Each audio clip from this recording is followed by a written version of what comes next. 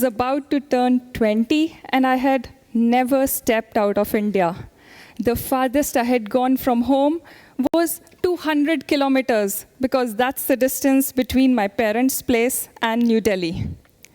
I remember it was summer of 2009 when a senior at school introduced me to the concept of a student exchange program. I did not have the remotest idea of what it meant, but it aroused my curiosity. Without thinking too much, I decided to follow my senior and chose France for my first study abroad trip. It was going to be my first time out of India. I was going to École des Mines de Douai.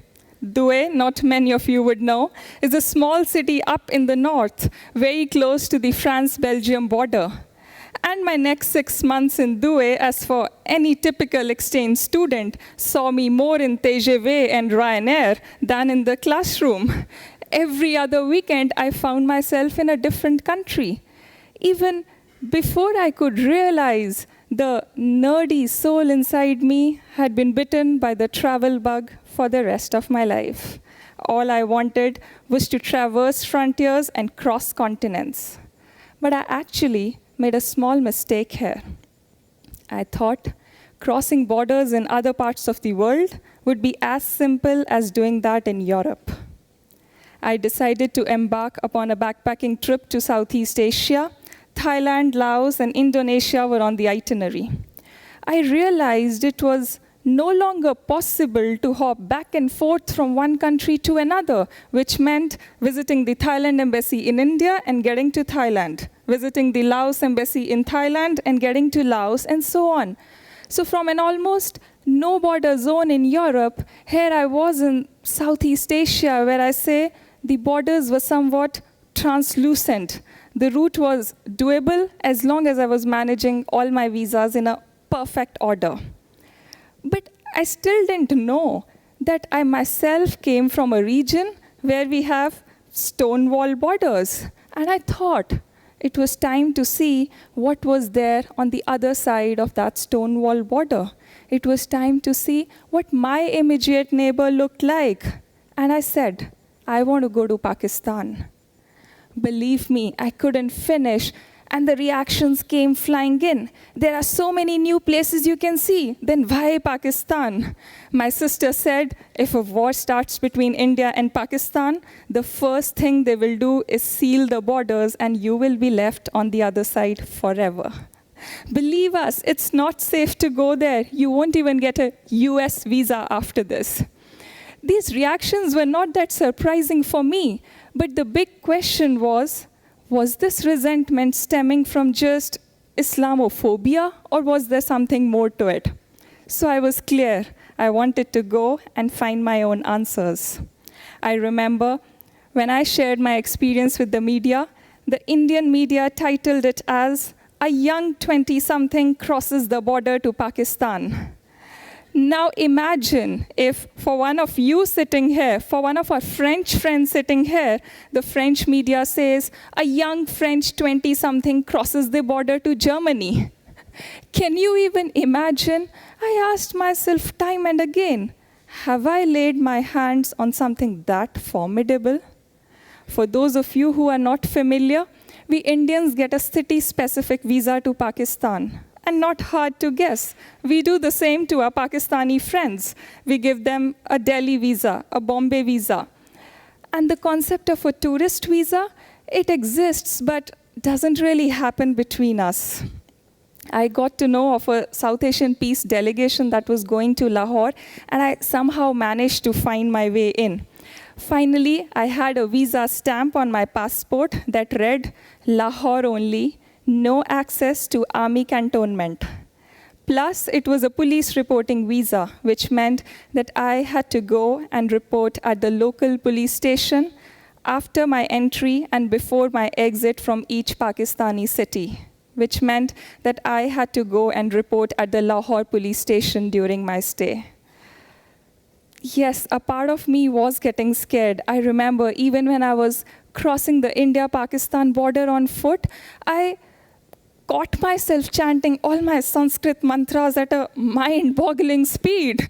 But as soon as I got there, I was completely confused. I was at a complete loss because I couldn't make out any difference between them and myself.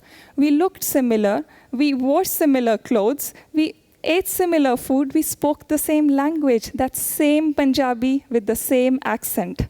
And believe me, that doesn't even happen when I'm sitting with somebody from South India for that matter, because we look different, our clothes are different, our food is different, our language is different.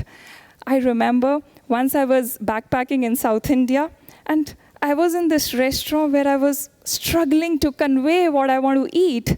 And sometime later, we realized that the waiter and me, we did have a language in common, and that was French. Simply because I came from a region which was British India, the big one, and he came from what was French India.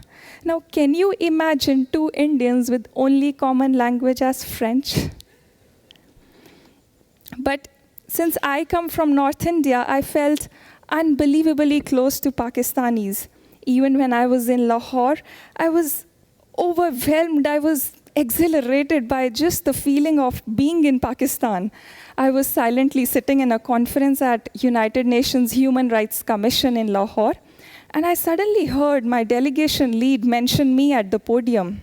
He said, "My friends, for the first time we have with us a very young delegate from India. Though she was amazingly excited to be here, a part of her did tell me that she feared that some Pakistani would blast her into pieces if he knew she was an Indian." He said, "My friends, I applaud her decision to come with us and leave this up to you now to prove her fears wrong." He said this at United Nations. The huge audience put their hands together for me, and I stood up meekly to show my terror-stricken face. But actually, with every passing day, the week was getting more exciting. 2 days in, and I was regretting that I had just a week-long visa. The people I met, anybody and everybody I met, they were extending help to arrange a multiple city visa for me. They were inviting me for lunches and dinners to their place.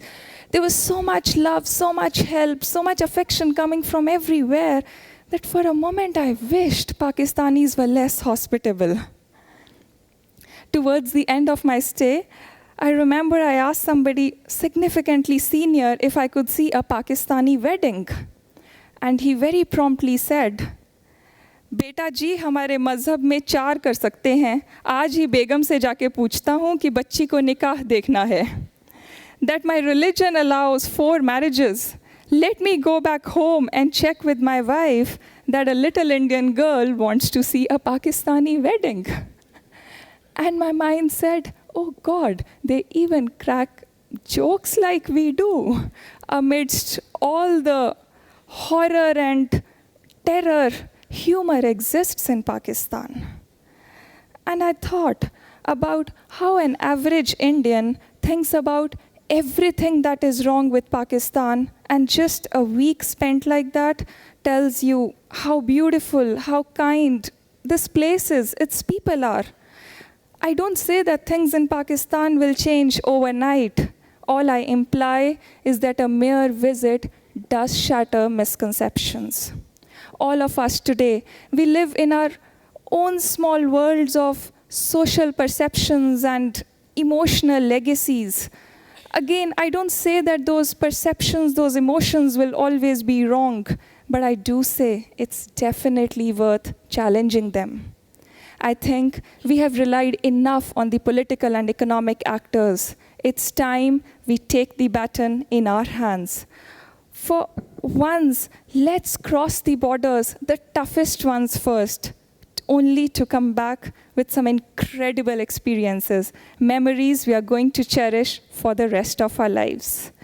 Let's at least make this small attempt to make this world more beautiful and a little smaller.